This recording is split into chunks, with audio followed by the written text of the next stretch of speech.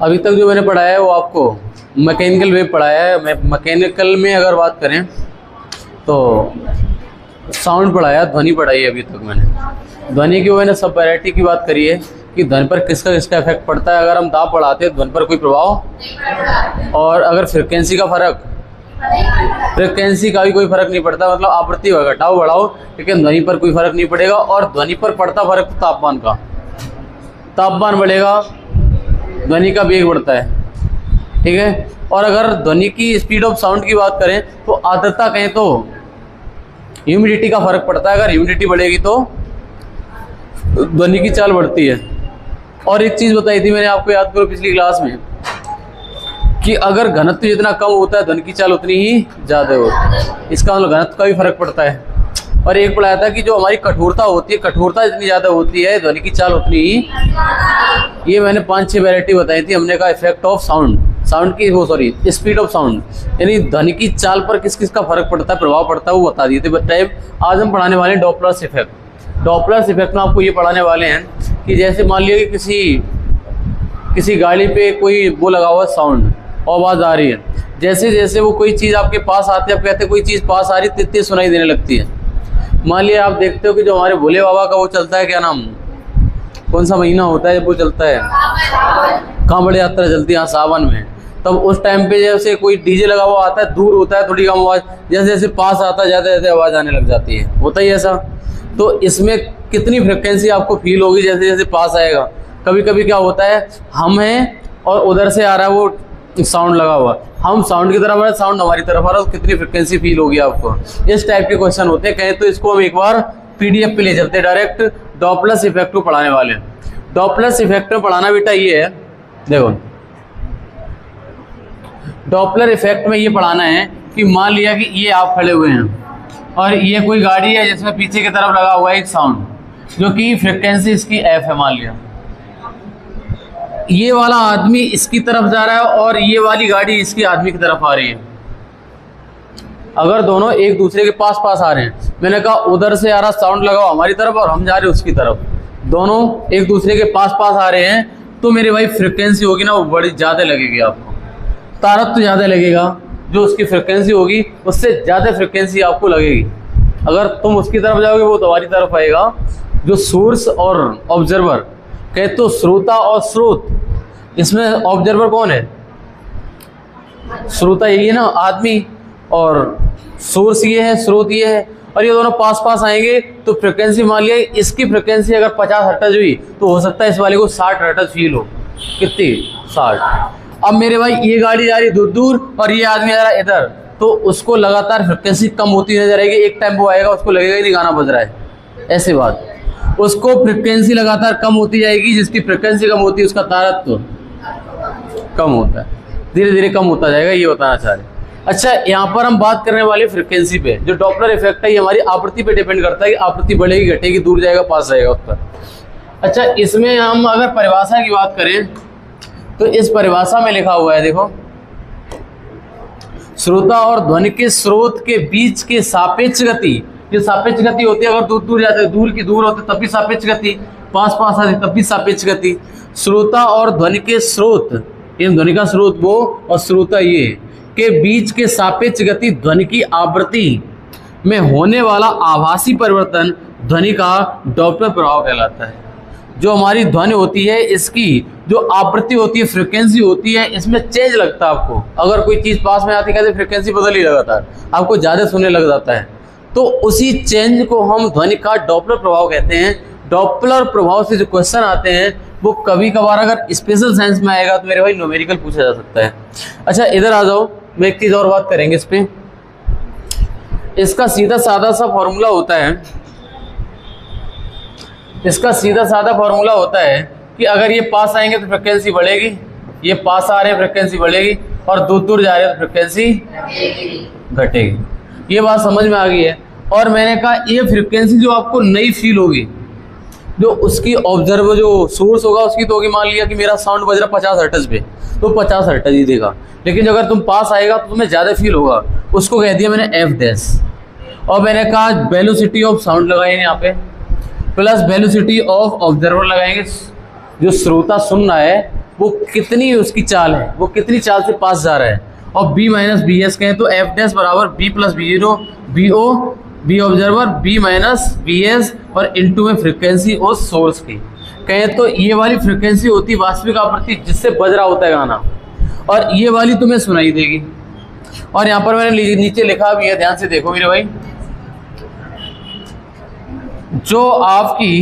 जो ये वाली है, ये वाली आपकी आवासीय आवृत्ति है, और जो ये V यहाँ पर ले रहे होंगे वो ध्वनि की चाल ले रहे होंगे 330 या 340 लेते, 330 होता, 340 होता शायद, है ना, निर्वात में 340। अच्छा, मैंने कहा श्रोता जो BO लिखा हुआ है, B ऑब्जर्वर है, श्रोता का वेग, जो श्रोता कितनी तेज इसकी तरफ जा रहा है इसका वेग, और BS का मतलब है सोर्स, स्पीड ऑफ सोर्स कहें तो ये जो आपका सोर्स है, जो साउंड बसा है वो कितनी स्पीड से आ रहा है।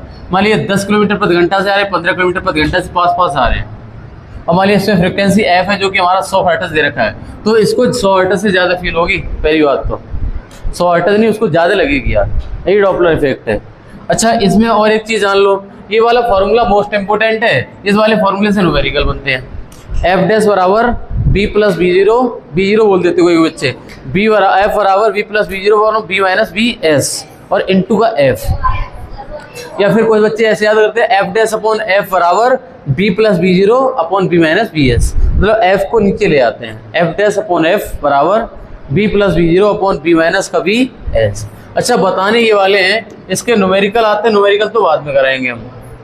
न्यूमेरिकल एक बार ये कर लो, मान लिया कि अगर आपको एक क्वेश्चन दे दिया जाता है, एक प्रश्न ऐसे दिया गया है कि ध्वनि की चाल दे रखी है 340 मीटर प्रति सेकेंड, ध्वनि की चाल है, मान लिया कोई साउंड है जो लगातार उसमें म्यूजिक चल रहा है, उसकी ध्वनि की गति 340 मीटर पर सेकेंड है उस टाइम पे, और ये बोला जा रहा है कि ये वाला आदमी खड़ा हुआ है, ये आदमी खड़ा हुआ है, और ये वाला जो साउंड है, जो सोर्स है, वो इसके आदमी की तरफ आ रहा है। कहने का मतलब कांवड़ यात्रा वाला डीजे तुम्हारी तरफ आ रहा है और तुम खड़े हुए हो, तो मेरे भाई मान लिया कांवड़ यात्रा वाला डीजे है, वो 36 किलोमीटर प्रति घंटा की चाल से तुम्हारी तरफ आ रहा है। किधर आ रहा है? तुम्हारी तरफ, और इसकी एक्चुअल फ्रिक्वेंसी है जो इसमें साउंड बज रहा है 50 हर्ट्ज का है। तो पूछना चाहते हैं, जो आप भाई साहब खड़े हो गए यहाँ पर, बोले हाँ आ रही गाड़ी आगे बसता हुआ आ रहा गाना, तुम्हें कितना फील होगा, 50 हर्ट्ज या ज़्यादा फील होगा? बोले पहली बात तो इसको ज़्यादा फील होगा, पास में आ रहा है। ऐसे भी अगर हम इसको बिल्कुल साइड करते तब बोले अगर गांव में साउंड बसता हुआ पास आता ज़्यादा लगता है, कम बोले ज़्यादा लगता है, और दूर ज़्यादा तो कम लगता है, सिंपल सी बात है। और वही डॉपलर भाई साहब कह गए हैं। तो मैंने कहा यहाँ पर सोर्स की स्पीड क्या है, तो आपने कहा 36 किलोमीटर प्रति घंटा, इसकी यूनिट अगर मीटर पर सेकंड में बनाओगे 36 गुणे 5/18 दूनी 36 5 दूनी, यानी BS स्पीड ऑफ सोर्स, स्रोत का वेग कितना हो गया 10 मीटर पर सेकंड। अगर ये हमारा जो ऑब्जर्वर है, जो ऑब्जर्व कर रहा है ध्वनि कितनी आ रही है, इसका वेग कितना है 0, इसका तो मेरे भाई 0 खड़ा हुआ है, रेस्ट बोल रहा है, ये खड़ा हुआ है, ये इसके पास आ रहा है, ये इसके पास आ रहा है, ये खड़ा हुआ है, इसका 0 हो गया। तो मैंने कहा वैल्यू लगाओ एफ डैश बराबर बी अपॉन, इसका बी का मान 340 दे रखा है, देखो ध्यान से, 340 प्लस ऑब्जर्वर की स्पीड कितनी है 0 अपॉन 340 माइनस सोर्स की स्पीड कितनी थी 10, बी माइनस बी एस था ना, और इनटू एक्चुअल कितनी थी, यहाँ पर 500 लिखा हुआ, थोड़ा सा नीचे देखो 500 हर्ट्ज। तो मैंने कहा इस वाले आदमी को जब काटम पीट मचा के लाओगे तो 515.5 कहने का मतलब अगर इसकी 500 हर्ट्ज फ्रिक्वेंसी होगी, अगर ये आदमी खड़ा हुआ है इसके पास आएगा ना, इसको 500 नहीं 515 लगेगा, ऐसा लगेगा यार फ्रिक्वेंसी आ रही है 515 की आ रही है, कितनी की आ रही है 515 की, 515 की उसको ज़्यादा लगी। अगर ऑप्शन एलिमिनेट करने की बात आएगी तो उसमें ऑप्शन बोर्ड ढूंढना, अगर पास आएगा तो ज़्यादा वाला 500 से ज़्यादा फील होगा, अगर दूर जाएगा तो कम वाला आंसर आएगा। एक चीज़ और ध्यान रख लो, अगर बी ऑब्जर्वर और बी सोर्स अगर दोनों पास आएंगे तब तो हम लेंगे दोनों का पॉजिटिव मान। जैसे इसका 36 किलोमीटर प्रति घंटा था ना, 36 का कितना निकला 10, ये 10 मैंने पॉजिटिव लिया क्योंकि दोनों के ये पास जा रहे हैं, ये इसके पास जा रहा है भाई, और जो सोर्स और दोनों दूर जा रहे होंगे ना, तो उसकी वैल्यू हम लेते हैं भाई साहब नेगेटिव। अगर दूर जाएंगे तो नेगेटिव और पास आएंगे तो पॉजिटिव। ये हम डॉपलर इफेक्ट में जो हमारा ऑब्जर्वर होता है, जो श्रोता होता है, जो सुनता है आवाज़ को, अगर वो दूर दूर जा रहा है तो नेगेटिव, अगर पास पास आ रहा है तो पॉजिटिव। ठीक है, इतनी बात और ध्यान रखना है। अब इसके न्यूमेरिकल होते हैं, न्यूमेरिकल तो मैंने सही बताया तो ये करा दिया। इतनी भाषा थोड़ी ज़्यादा आती है उसमें, पता है ऐसे लिख के आता है कि एक आदमी खड़ा हुआ है, एक कोई वो जा रहा है, ठीक है, वो दूर दूर जा रहा है लगातार, उसमें बोलता है कि उसकी स्पीड वो है और वो आदमी इतनी स्पीड से दूर भाग रहा है, बताओ उसको कितनी फ्रिक्वेंसी फील होगी। उसकी भाषा की जलेबी बना सकता है वो, दिया इतना ही होगा कहने का मतलब। कहीं बोलता है कि एक श्रोता खड़ा हुआ है और स्रोत उसकी तरफ भाग रहा है, इधर की तरफ या उधर भाग रहा है, ऐसे करके क्वेश्चन बनेंगे। अगर दूर भागेगा तो यहाँ पर माइनस का 10 ले लेते हैं। कितना लेते? माइनस का, माइनस और माइनस प्लस हो जाता, बात खत्म हो जाती है ना। अच्छा, और आगे आ जाओ। अब आपको पहले थ्योरी कराए दे रहे हैं, इसके बाद में हम कराएंगे आपको न्यूमेरिकल। न्यूमेरिकल कराने से पहले आपको थोड़ा सा परिपक्व होना पड़ेगा। जब मैंने आपको वेव चैप्टर शुरू किया था, मैंने कहा 2 टाइप की वेव होती है, मैकेनिकल और नॉन मैकेनिकल। यांत्रिक तरंगें वो होती हैं जिसमें माध्यम की आवश्यकता होती है और निर्वात में ट्रेवल नहीं कर सकता, और हमारी अयांत्रिक नॉन मैकेनिकल वेव वो होती हैं जो निर्वात में भी गमन कर सकती हैं, चल सकती हैं, और माध्यम की आवश्यकता भी नहीं होती है। अच्छा, इसमें वैद्युत चुंबकीय विकिरण कहें तो इलेक्ट्रोमैग्नेटिक रेडिएशन पढ़ाने वाले हैं हम। इलेक्ट्रोमैग्नेटिक रेडिएशन या इलेक्ट्रोमैग्नेटिक वेव, ये 7 प्रकार की होती हैं। इलेक्ट्रोमैग्नेटिक वेव, इसी में लाइट आती है तुम्हारी, प्रकाश मैंने पढ़ाया था, याद करो। अयांत्रिक तरंगों में उदाहरण मैंने प्रकाश दिया था, लाइट लिखा था वहां पे। वो लाइट एक हमारी क्या है? लाइट हमारी एक वैद्युत चुंबकीय तरंग है। हाँ, अनुप्रस्थ वो आगे पढ़ाएंगे। हमने कहा वैद्युत चुंबकीय तरंग है लाइट, और वही लाइट जो हमने कहा विद्युत चुंबकीय तरंग है, और विद्युत चुंबकीय तरंग कितने प्रकार की होती है? बोले 7 प्रकार की होती है, उसमें एक प्रकार की लाइट होती है। लाइट तो तुम्हें दिखाई देती है, कुछ विद्युत चुंबकीय कहे तो इलेक्ट्रोमैग्नेटिक वेव ऐसी होती हैं जो दिखाई नहीं देती हैं। अगर लाइट पड़ा दिखाई देगा तुम्हें प्रकाश, सूर्य का प्रकाश दिखाई देता है, सूर्य ऐसी निकल आया, रोशनी दिखाई देती है तुम्हें, हाँ निकल आया। लेकिन कुछ वेव ऐसी होती हैं, कुछ नॉन मैकेनिकल वेव कहे तो अयांत्रिक तरंगें ऐसी होती दिखाई नहीं देती हैं। जैसे इसमें हम पढ़ाएंगे आपको 6-7 पढ़ाएंगे। 7 में प्रकाश वाली दिखाई देगी, अवरक्त आएंगी, परावैंगनी किरण आएंगी, gamma ray, X ray, radio तरंगें, ये माइक्रोवेव्स, ये पढ़ाने वाले हैं इसमें।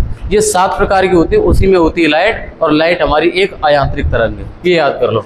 अच्छा, मैंने कहा 7 पढ़ाएंगे, और हमारी जो वैद्युत चुंबकीय तरंग में जो हमारी वैद्युत चुंबकीय तरंगें होती है, इलेक्ट्रोमैग्नेटिक वेव होती है, केवल अनुप्रस्थ पे चलती हैं, अनुप्रस्थ की तरह। कैसी होती हैं? अनुप्रस्थ कहें तो ट्रांसवर्स नेचर की होती हैं। ट्रांसवर्स होती है, लंबवत चलती हैं, लंबवत कंपन करती है, वो वाली होती है। अच्छा, लंबवत कंपन करते हुए आगे बढ़ती हैं। अच्छा, अगली बात बताइए मैंने, वैद्युत चुंबकीय तरंगों की बात करें, इलेक्ट्रोमैग्नेटिक वेव की बात करें, निर्वात में वैद्युत चुंबकीय तरंगें 3 × 10⁸ कहने का मतलब ध्वनि की चाल से चलती हैं, वो सॉरी प्रकाश के वेग से, प्रकाश की चाल से। ये लिखा हुआ निर्वात में वैद्युत चुंबकीय तरंगें, वो कौन सी? बोले 7। अगर हमारा निर्वात है, चाहे तुम गामा रे बोलो, चाहे एक्स रे बोलो, चाहे परावैंगनी बोलो, चाहे दृश्य प्रकाश बोलो, चाहे अवरक्त बोलो, चाहे माइक्रोवेव बोलो, चाहे रेडियो तरंगें बोलो, ये सब निर्वात में इनकी चाल कितनी होती है? 3 × 10⁸ होती है। अच्छा, इनके अब नाम लिख ले। नंबर 1 रेडियो होती है, सूक्ष्म तरंगें होती हैं, इंफ्रारेड को कहते हैं अवरक्त विकिरण, विजुअल लाइट को कहते हैं दृश्य प्रकाश, जो तुम लाइट को पढ़ते हो। अगला अल्ट्रावायलेट रेज का परावैंगनी, फिर इसके बाद आता है एक्सरे और। तो हम इलेक्ट्रोमैग्नेटिक वेव हमारी एक नहीं है, 7 हैं। कितनी है? मैकेनिकल, नॉन मैकेनिकल है ये। नॉन मैकेनिकल, मैकेनिकल तो हम ध्वनि को पढ़ चुके हैं, नॉन मैकेनिकल में लाइट पढ़ने वाले। और लाइट किसके अंदर आता है? तो कहते हैं इलेक्ट्रोमैग्नेटिक वेव के अंदर आता है। ये बात समझ में आ रही है? समझाने का मेरा भरपूर प्रयास है, आपको समझ में आएगा। अच्छा, अब थोड़े से और आगे बढ़ते हैं। ये लिखा हुआ आगे, किसी वैद्युत चुंबकीय तरंग पर कोई आवेश नहीं होता, कहते तो उदासीन होती हैं। जो जितनी वैद्युत चुंबकीय तरंगें होती हैं, चाहे आप गामा रे, एक्स रे, परवैव, अवरक्त किरणें, माइक्रोवेव, रेडियो तरंगें, सब हमारी कैसी होती हैं? न्यूट्रल, उदासीन, ना धनात्मक आवेश ना ऋणात्मक आवेश। सभी वेव होती हैं जो हमारी वैद्युत चुंबकीय तरंगें होती हैं, इलेक्ट्रोमैग्नेटिक वेव होती हैं, ये उदासीन होती हैं। ये वाला पॉइंट मैंने स्पेशली नोट में डाल रखा है। कहाँ पे? ये लिखा है, किसी भी वैद्युत चुंबकीय तरंग पर कोई आवेश नहीं होता है। अच्छा, थोड़े से और आगे आ जाओ। आपने 7 वेव देख ली है, इसके क्वेश्चन हम थोड़े से बाद में कराना चाहते हैं, पहले हम थ्योरी करा दें, इसके बाद इकट्ठे क्वेश्चन धड़ मार देंगे अगर थ्योरी अच्छे से पढ़ लोगे तुम। ये सब आए हुए क्वेश्चन बाद में कराएंगे। अच्छा, अब मैं करने वाले हैं इनका क्रम। ये क्रम मेरे भाई आपको याद करना पड़ेगा। देखो सबसे ऊपर दिख रहा होगा आपको, सबसे नीचे देखो गामा रे दिख रही हैं, सबसे नीचे आपको गामा किरणें दिख रही होंगी, फिर एक्स किरणें देख रहे होंगी, फिर हाँ परावैग्नी आती है। परावैग्नी के बाद हाँ परावैग्नी के बाद आएंगे हमारी दृश्य प्रकाश, दृश्य प्रकाश का अवरक्त, अवरक्त के बाद माइक्रो, माइक्रो के बाद रेडियो। ये वाला क्रम पूछा जाता है भाई, ये रटना पड़ेगा। अगर आपने कभी फिजिक्स ईयरफोर्स वगैरह के लिए पढ़ी होगी तो वहाँ पे रटा होगा। क्वेश्चन बहुत बनते, फेवरेट टॉपिक रहता है ये वाला एग्जामिनर का, और ये आपका रेलवे ग्रुप डी में फेवरेट टॉपिक बना हुआ है। यहाँ से क्वेश्चन जरूर आता है भाई। साइंस में 4-5 क्वेश्चन आ रहे हैं। साइंस रिवीजन मांग रही है, उसमें और कुछ नहीं है। साइंस तुम रिवीजन मान लो, अगर टाइम हो तो एनटीपीसी के लिए हो जाएगा रिवीजन उससे। हाँ कंप्यूटर मत पढ़ना, कंप्यूटर के 4 क्वेश्चन आ रहे हैं, 3 से 4 क्वेश्चन, बेफिक्र। कंप्यूटर में टाइम गंवाओगे, इससे और कुछ ज़्यादा कर जाओगे तब तक, है ना। कंप्यूटर बहुत बड़ा है, फिर उसका जितना पढ़ा वो ठीक है। अच्छा हमने कहा ये बताओ, जो क्रम है आपका याद हो गया है क्या? क्रम सभी को याद हो गया है क्या? सबसे नीचे गामा, गामा किरणें, एक्स किरणें, परावैग्नी किरणें, दृश्य प्रकाश, अवरक्त किरणें, माइक्रोवेव, सूक्ष्म यानी, फिर रेडियो, ऐसे ही हैं। ये वाला क्रम भाई साहब घर से भी याद करके आना। कोई बच्चा, आप में से कोई लोग पहली बार पढ़ रहे होंगे तो उनको पहली बार में याद नहीं होंगी। हम असल में ये कई बार पढ़ चुके तो हमें याद भी पहले का बहुत अच्छे से याद है। अच्छा, ऊपर से नीचे आओगे, अगर बेटा आप ऊपर से नीचे आओगे तो तरंग दैर्ध्य कम हो जाएगी। यहाँ पर नीचे की तरफ सिंबल लगा रहा है, इसका मतलब रेडियो तरंगों की तरंग दैर्ध्य सबसे ज्यादा होती है, लैम्डा इसका ज्यादा होता है, उससे कम, उससे कम, उससे कम, उससे कम। सबसे कम किसका होगा? कम। भाई क्रम याद होना जरूरी। जब आपके सामने भी क्वेश्चन डालेंगे तो ये क्रम से बहुत सारे क्वेश्चन मिलेंगे आपको। इस क्रम जो अगर आपको याद होगा ना तो मार दोगे, नहीं तो वैसा लग जाओगे वहां। अच्छा, ऊपर से नीचे की तरफ आओगे तो तरंग दैर्ध्य घटती है, और ऊपर से नीचे की तरफ आओगे तो फ्रिक्वेंसी बढ़ती है, आवृत्ति बढ़ती है। ऊपर से नीचे आने पर आवृत्ति बढ़ती है, और ऊपर से नीचे जाने पर तरंग दैर्ध्य घटती है। और ऊपर से नीचे जाने पर मेरे भाई जो ऊर्जा होती है किसी इलेक्ट्रोमैग्नेटिक वेव की, वो भी बढ़ती है। ऊर्जा बढ़ती है, आवृत्ति बढ़ती है। तो सबसे ज्यादा आवृत्ति किसकी? सबसे कम आवृत्ति रेडियो की। अच्छा, आपने ऐसे भी याद, जैसे गामा है ना, वो इनवर्सली प्रोपोर्शनल होता है फ्रिक्वेंसी के। अगर इसकी लैम्डा ज्यादा है तो इसका जो आवृत्ति होगा वो कम होगा, अगर इसका लैम्डा ज्यादा है तो फ्रिक्वेंसी कम होगा। सिंपल सी बात है, उल्टे हैं। अच्छा, ध्यान ये रखना है। थोड़े से आगे और आ जाओ, अब हम देख लें और इसमें कॉन्सेप्ट है तो, नहीं तो क्वेश्चन लगा रहे सीधा।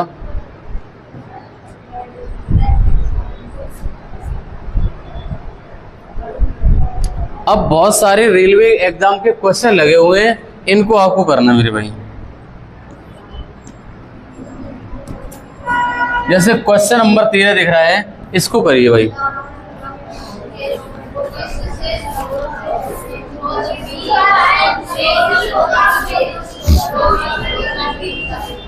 इसका उत्तर कौन सा होगा? कि यहाँ पर बात कर रहा है कि डॉपलर प्रभाव स्वतंत्र है किससे। मैंने कहा इसका डॉपलर प्रभाव का फ्रिक्वेंसी का फार्मूला यही तो था, b + b0 upon b minus का v bs। इसमें सिर्फ v आ रहा है और फ्रिक्वेंसी आ रहा है, तो कहे तो स्रोत का वेग श्रोता के वेग पे डिपेंड करता है। पूछ रहा है किससे स्वतंत्र है। अगला हमारा स्रोत और श्रोता के बीच की दूरी कुछ नहीं आ रही है, इसका मतलब इसी से स्वतंत्र है। इसका मतलब इस पर डिपेंड नहीं करता है। इसका आंसर कौन सा लगाएंगे? आंसर ऑप्शन नंबर सी वाला। अगला क्वेश्चन जो आपको दिख रहा है बेटा, आप देखें कितने लोग इस वाले क्वेश्चन का उत्तर कर पाएंगे, बताओ। कौन सी किरणें विद्युत चुंबकीय तरंगे नहीं है? मैंने कहा गामा पढ़ी है, कहें तो एक्सरे पढ़ी है, ये और ये तो है। बीटा और ताप किरणें नहीं पढ़ी है क्या? अच्छा, ताप होता है ना, ये ताप जो हमने पढ़ा है, ताप जो किरणें होती हैं ये आपकी इंफ्रारेड कहलाती हैं। इंफ्रारेड का मतलब होता है इससे लाइट भी होती है, जो ताप होता है उससे, है ना, इन्हीं को इंफ्रारेड कहा जाता है। Infrared plus visible, infrared plus visual होती है, वही हमारी ताप किरणें कहलाती हैं। तो ये वाली तो है हमारी, ये वाली नहीं है, तो आंसर हो जाएगा ऑप्शन नंबर बी वाला। एक थोड़े से और आ गया तो अगले क्वेश्चन की बात कर रहे हैं, और अगले क्वेश्चन में आपका याद किया वही काम आएगा और कुछ काम नहीं आने वाला। ये किस विद्युत चुम्बकीय तरंग की आवृत्ति न्यूनतम है? हाँ, आवृत्ति सबसे कम है और तरंग दैर्ध्य सबसे ज्यादा है उसकी, तो आंसर हो जाएगा ऑप्शन नंबर सी वाला। और मेरे भाई ये वाला क्वेश्चन देख के आप पता चलेगा किस एग्जाम का ये, अगर एक से अधिक का ऑप्शन है तो ये वाला बीपीएससी इस पे से पूछता है। बिहार में एग्जाम होते हैं उसमें एक ऑप्शन देता है उपरोक्त में एक से अधिक, मतलब इनमें से दो सही हो सकते हैं ऊपर, और उनमें एक ऑप्शन और दे नन ऑफ दीज, तो बच्चे को ज्यादा परेशान करते हो। हर ऑप्शन में ये दो ऑप्शन होंगे। जैसे अब यूपी ट्रिपल एस सी जो पैट का पेपर होगा ना, पैट के पेपर में हर क्वेश्चन में ई वाला ऑप्शन आएगा नन ऑफ दीज, और ऐसा नहीं सही 4-5 क्वेश्चन सही जाते हैं ऐसे। अभी पिछले एग्जाम का हम ट्रेंड देख रहे हैं, यूपी ट्रिपल एस सी में एक लास्ट वाला ऑप्शन उपरोक्त में से कोई नहीं, पहले 4 ऑप्शन होते थे, किसी किसी में होता था नन ऑफ दीज, तब यार हम थोड़ा सा कंफ्यूज ठीक रहते थे, लेकिन अब तो हर में जोड़ दिया है। अगर क्वेश्चन गलत भी होगा तब भी होगा, मारो ना नन ऑफ दीज, अब तो थोड़ा सा एग्जामिनर को थोड़ी सहूलियत मिल गई वहाँ से। अब तुम चेक करोगे यार क्या पता यार नन ऑफ दीज ना हो इसका, तो उसमें टाइम लग जाएगा। अगला देखो, बिहार का शायद बिहार के बीपीएससी टीचर की भर्ती होती है, उसमें आते हैं ऐसे क्वेश्चन, किसकी आवृत्ति अधिकतम है? हमने कहा आंसर हो जाएगा बेटा गामा किरणों की ज्यादा होती फ्रीक्वेंसी, फ्रीक्वेंसी ज्यादा होती, वेवलेंथ कम होती है। ऊपर से नीचे आए थे, नीचे गामा था, याद करो सबसे ऊपर थी हमारी रेडियो, रेडियो के नीचे माइक्रो, माइक्रो के नीचे इंफ्रारेड, इंफ्रारेड के नीचे दृश्य विजुअल, और विजुअल के नीचे परावैंगनी, परावैंगनी के नीचे एक्सरे, एक्सरे के नीचे गामा रे। ऐसा ही क्रम था। अगर ऐसा क्रम था तो अगला क्वेश्चन बताना आप। ये सब आपके रेलवे क्वेश्चन है मेरे भाई, आप जान के बड़ा शौक होंगे।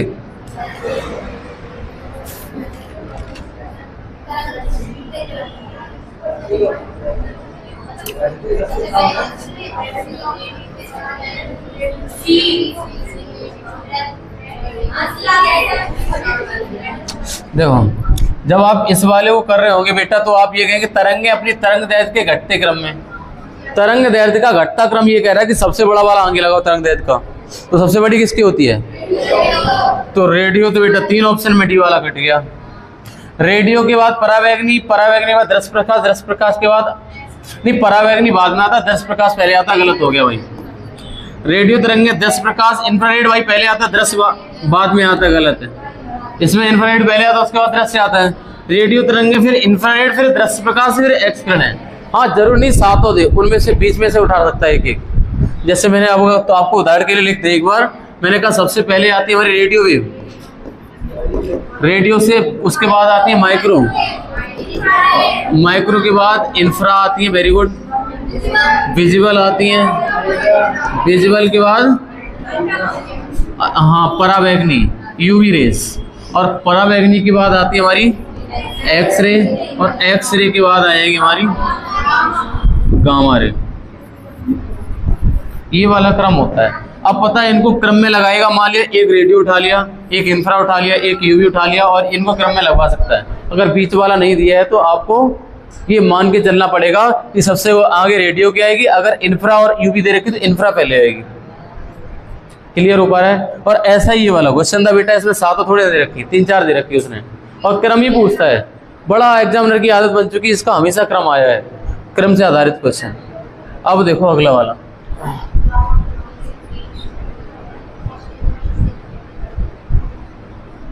देखो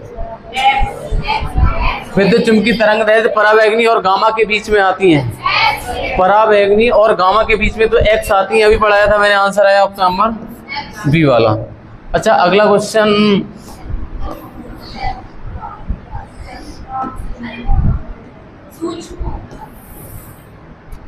लगाओ क्रम में।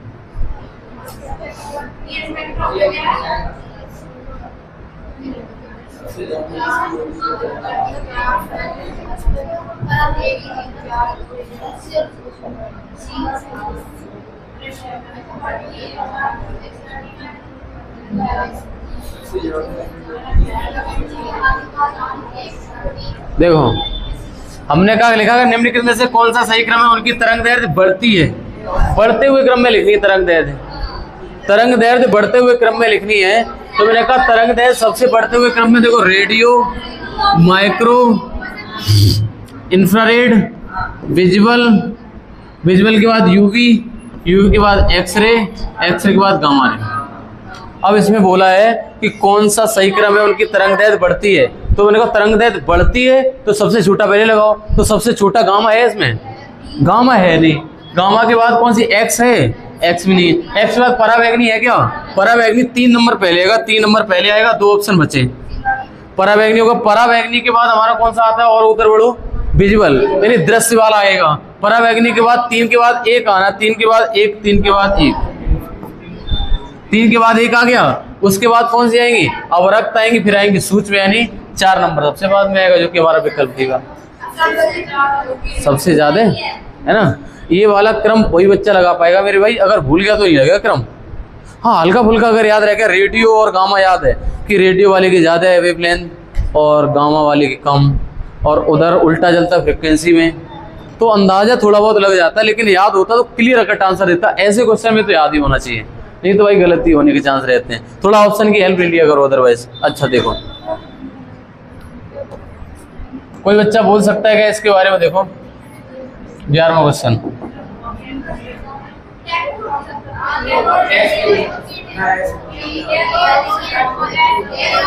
कौन सी प्रकार विद्युत चुम्बकी नहीं है, मैंने कहा विद्युत चुम्बकी, मैंने कहा इलेक्ट्रोमैग्नेटिक वेव मैंने 7 पढ़ी है, 7 के अलावा और कुछ नहीं भाई, कैथोड नहीं पढ़ा है। जब इलेक्ट्रॉन का प्रभाव होता है ना, एक इकट्ठा हो जाता है, उसको कैथोड कहा जाता है, वहां पर पढ़ाना पड़ेगा आगे। ये वाली बाकी सब सही है, ये वाला गलत है। अगला देखो, इसका बोलो क्या, निर्वात में अवरक्त और परावैगनी किरणों की गति का अनुपात क्या होगा।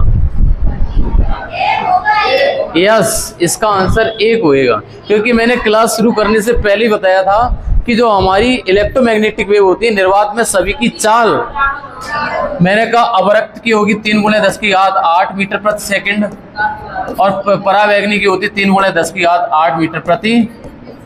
तो यही तो कह रहा था, निर्वात बोल तो रहा है, निर्वात में इनकी और इनका अनुपात क्या होगा, तो आंसर आ जाएगा 1/1 आंसर 1, यानी विकल्प कौन सा, सी वाला।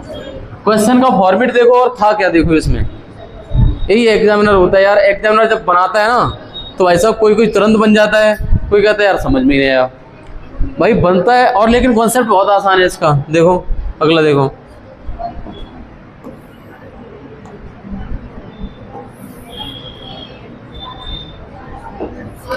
विद्युत चुम्बकीय तरंग उत्पन्न होती है एक्सीलरेटेड।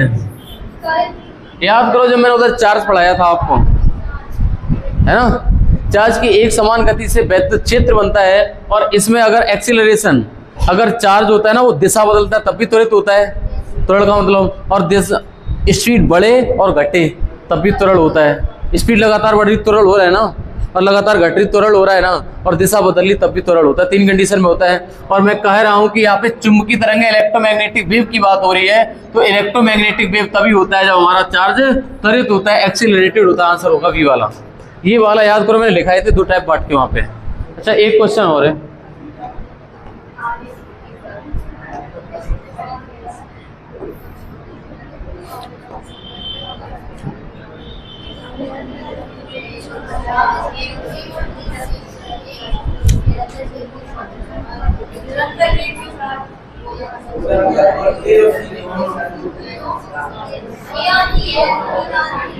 आवेश से होने पर वैद्युत चुंबकीय तरंग उत्पन्न की जा सकती है।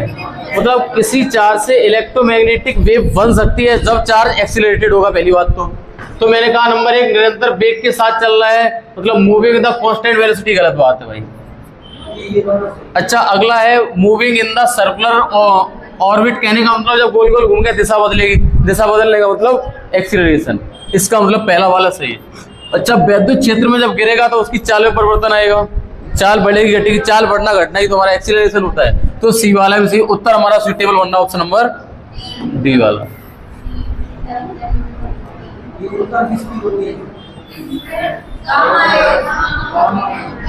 तरंग दैर्घ्य न्यूनतम सही आएगा गामा। ये सरल क्वेश्चन हो गया है ना।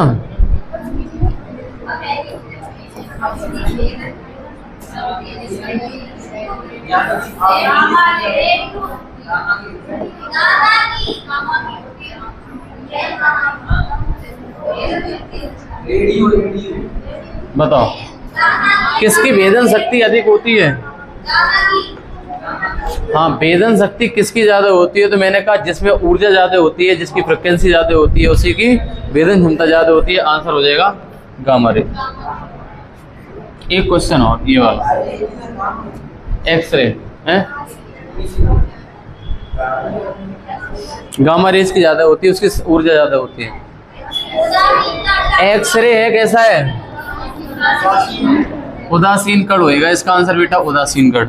और यहाँ पर जाकर हमने इतना करा दिया है कि आपका एक दिन के लिखने लायक मैटर बहुत हो चुका है।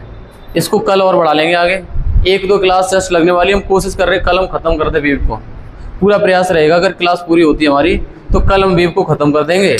इसके बाद हम अगला चैप्टर एक बचेगा तापमान वाला, वो देख लेंगे हम फिर, ठीक है। इस वाली साइंस की क्लास को तो यहीं पे रखते हैं हम।